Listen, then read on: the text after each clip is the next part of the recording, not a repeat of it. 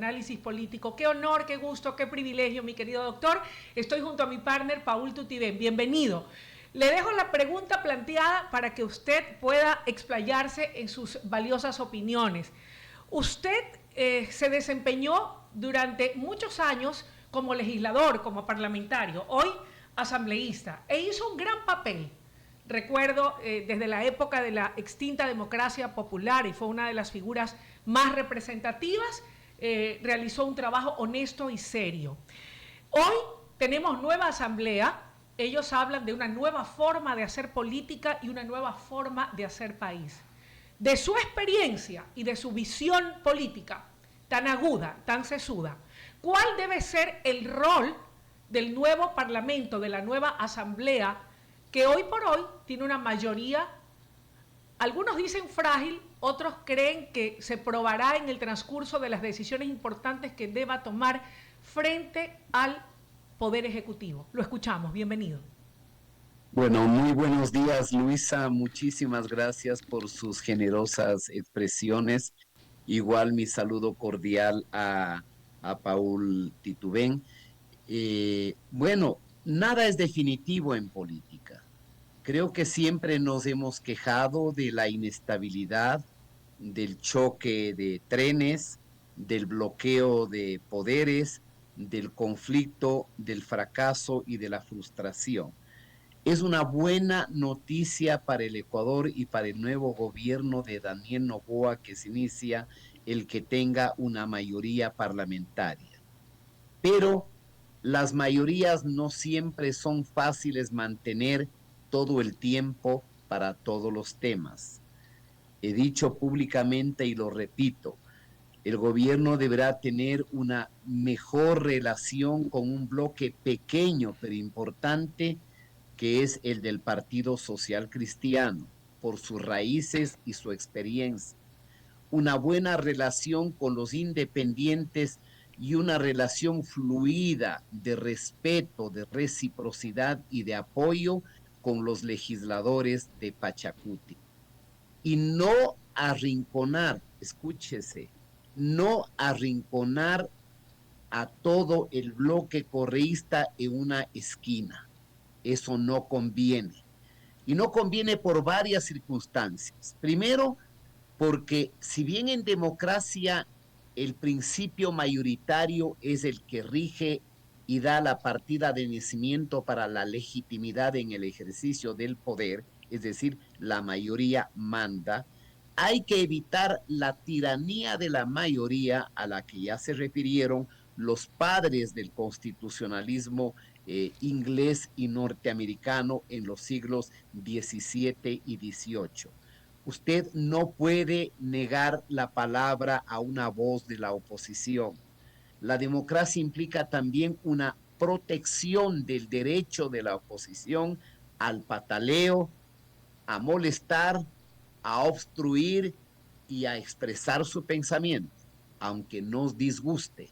De tal manera que al arrinconarle al bloque correísta, lo único que se está haciendo es haciendo que se unan férreamente, mientras que una apertura a dialogar también con legisladores correístas que sí son sensibles, que están cansados de su viejo caudillo, que quieren que el Ecuador avance, haría posible en un futuro, por ejemplo, que se produzca una importante deserción de ese movimiento.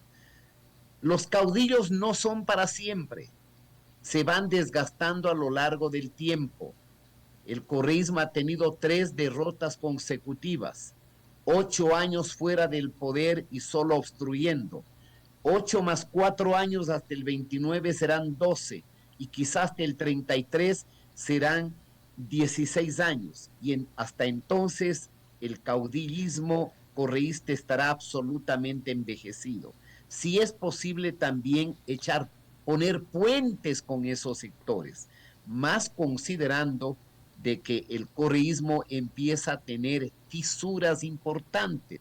El ejemplo es específicamente la actitud abierta de la señora prefecta del Guayas, el distanciamiento del alcalde de Guayaquil, que tiene sus propios conflictos y su propia agenda, el silencio del alcalde de Quito y el agotamiento interno que van teniendo por el enorme desgaste que por corrupción o por vínculos con el mundo criminal ha sufrido el correísmo. Doctor, usted ha hecho algunas precisiones en esta primera parte de su intervención y yo creo que es muy válido el poder ampliarlas un poquito más en honor al tiempo. Y una de ellas haciendo referencia no solamente a la forma en que la Asamblea o esta mayoría debe tratar a este bloque de oposición del correísmo. Usted ha citado a los independientes, ha citado a Pachacuti y ha citado al Partido Social Cristiano, que muchos, en el caso de este último, se han permitido decir que está sepultado, que ya no vale y que su voz no cuenta. Pero yo sí quiero, apoyándome en ese comentario suyo de un hombre que conoce de la política nacional, como usted bien lo decía, en política nada está dicho, y menos aún para un partido con historia, 73 años de vida, trabajando con aciertos y desaciertos, pero ¿se podría pensar que el Partido Social Cristiano está acabado o puede dar un aporte importante a la construcción de ese nuevo Ecuador? Y yo estoy de acuerdo con usted, Luisa. En política no hay muertos aún de muertos. El ejemplo es Perón.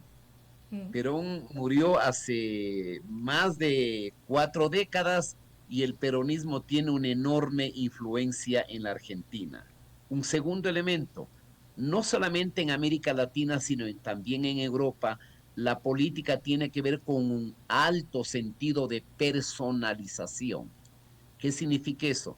Que la personalidad y el liderazgo, ya sea del líder o del caudillo, influye muchísimo en un partido político. Vea, ¿cómo desconocer que Guayaquil tuvo una enorme transformación hacia una ciudad muy linda del basurero que fue durante la administración de los Bucaram? Y lo fue gracias a las alcaldías del ingeniero Febres Cordero y de la presencia de 20 años de Jaime Nebot. Que en los partidos haya gente que incursiona en actos de corrupción indebidas que son condenables, esa es una realidad que existe en todas las organizaciones políticas y en la política del mundo entero. Este mismo momento hay varios parlamentarios de la Unión Europea, es decir, del Parlamento Europeo, sindicados por haber recibido sobornos de una compañía telefónica de la China popular. Ese es un elemento. El segundo, a pesar que haya 3 legisladores, usted tiene ahí a una persona como Alfredo Serrano, que tiene una amplia experiencia y podría ayudar mucho a la gestión parlamentaria. Y el tercer elemento, si proclamamos una sociedad plural, diversa, tenemos que admitir las diferencias y las distancias y colocar puentes de diálogos para aquellas decisiones que sean necesarias.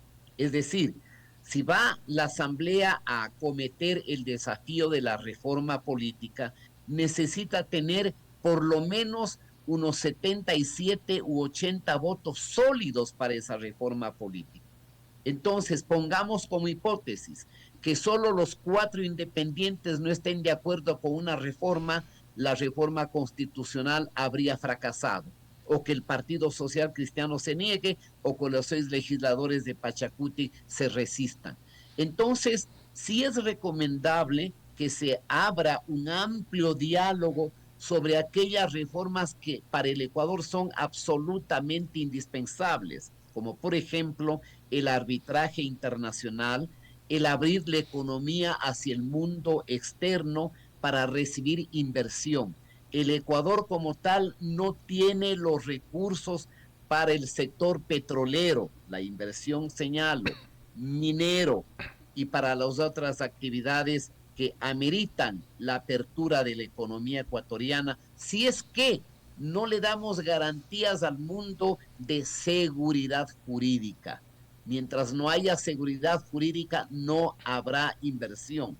Entonces, en este caso, yo confío tanto en el ímpetu de la juventud de Niels Olsen, que es una persona que es abierta, que es simpática, que cae bien a los sectores, elemento que es muy importante en la política. También en la política cuentan los afectos, las simpatías y las emociones. Y confío en la madurez y en la inteligencia de Daniel Noboa, que en el discurso de la posesión ha evidenciado con sobras de demostración de que es un líder ya con quilates de experiencia. Su Doctor, propio mensaje fue un mensaje que ilusionó a la mayoría absoluta de los ecuatorianos. doctor, gracias. Buenos días, doctor Rivera. Paul Tutibén lo saluda.